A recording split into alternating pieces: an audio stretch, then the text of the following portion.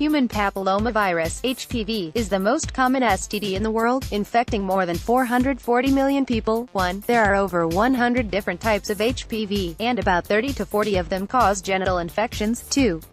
While most people who contract HPV will not suffer serious consequences from the virus, it does cause 99.7% of cervical cancer, and this kills approximately 288,000 women annually. 3.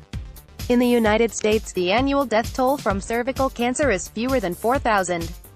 The reason for the relatively low figure is that HPV is often treated before it leads to cervical cancer. Unfortunately, women in developing nations often lack adequate healthcare and routine Pap testing. Therefore, they are much more likely to suffer the full consequences of the virus.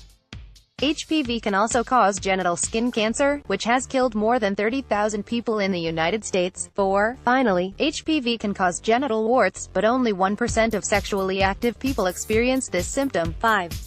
Unfortunately, the virus can impact the health of children born to infected mothers. For example, I know of parents who took their infant to the doctor because she had a sore throat. The doctor examined her and told the parents that the child had genital warts growing on her larynx. This condition, recurrent respiratory papillomatosis, RRP, is uncommon but still infects over 2,000 children each year. 6. Since there is no cure for HPV, children with RRP often require laser surgeries to remove the warts. Sadly, the average child with RRP needs surgery every 3 months for several years. Such a child will have more than 20 surgeries over the course of his or her lifetime. 7. Because the virus usually does not show symptoms, most people who have HPV are unaware of their infection. Also, HPV can remain latent in a person's body for a considerable amount of time. For example, some women have contracted the virus as teens and not suffered health effects from the infection until their 30s or 40s.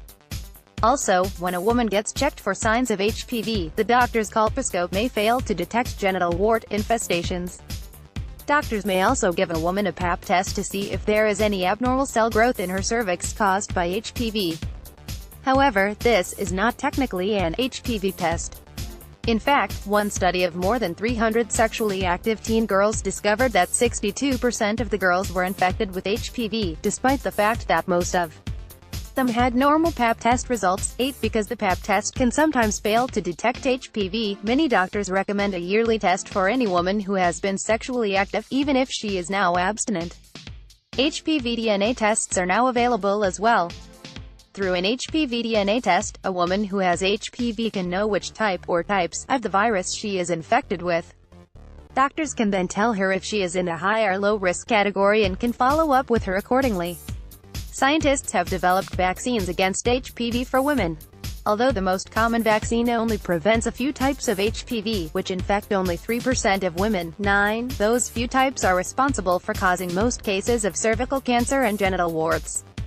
Men can be infected with HPV as well, but because they are less likely to develop cancer from it, they are often considered vectors for the virus. For example, when a husband is infected with HPV, his wife is 5 times as likely to get cervical cancer. 10. Unfortunately, most men with HPV who get tested for STDs will not learn of their infection unless they have visible genital warts. HPV DNA testing does exist for men, but it is expensive and usually only used for research purposes. How common is the virus among males? One way to know is to consider how quickly women are infected. According to the British Journal of Obstetrics and Gynecology, 46% of teenage girls acquire HPV from their first sexual relationship. 11. Such high rates of infection are widely reported, and scientists now estimate that over 50% of sexually active men and women have been infected with one or more types of genital HPV. 12. Such high numbers seem almost unbelievable. But one must remember that most people with HPV will not show symptoms or suffer as a result of it. Although HPV is incurable, this does not mean that it is permanent, like herpes. In fact, HPV will usually go away within a few years. 13. So despite the fact that most women have been infected with HPV, 14, only 27% currently test positive for the virus. 15. Young women are most at risk for HPV infection. For example, 40% of sexually active girls between the ages of 14 and 19 are currently infected with HPV. The numbers are even higher for women aged 20 to 24, 49%, 16. Among all women, this age bracket has the highest rate of HPV. The prevalence of HPV also varies according to marital status. For example, only 17% of married women are currently infected.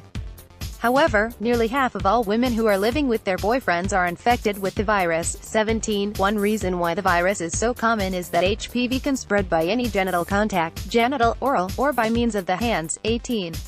The virus can also be present, without symptoms, on a person's abdomen or thighs. 19. Therefore, condoms are not very effective in preventing its transmission. This is perhaps one reason why we don't hear more about HPV. It is the Achilles heel of the safe sex campaign. For example, researchers followed hundreds of college girls without HPV and discovered that 60% of them contracted the virus by the end of the study. According to the researchers, always using male condoms with a new partner was not protective of HPV. 20. One has to wonder if these women would have made different choices if